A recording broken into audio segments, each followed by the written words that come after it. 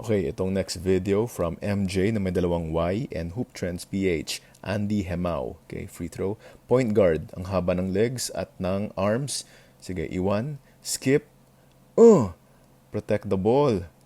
Binunggu pa yung bantay, oh. Ang ganda ng balance niya. Diretso pa rin yung katawan. Pag layup, eh. Pinotektahan yung bola.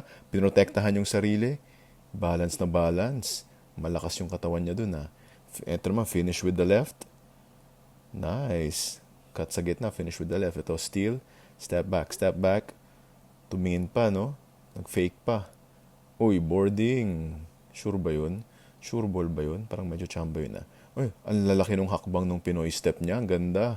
Pang off timing talaga. Another Pinoy step. Now with the left. Foul, ref, and one. Let's go. Okay. Ito. Saksak na naman. Nilipat from left to right. Parang effortless yung mga galaw niya, no? Ang tangkad din yung point guard, eh, oh. Nag-commit sa layup. Pag sabay nung bantay, drop pass agad. Simple.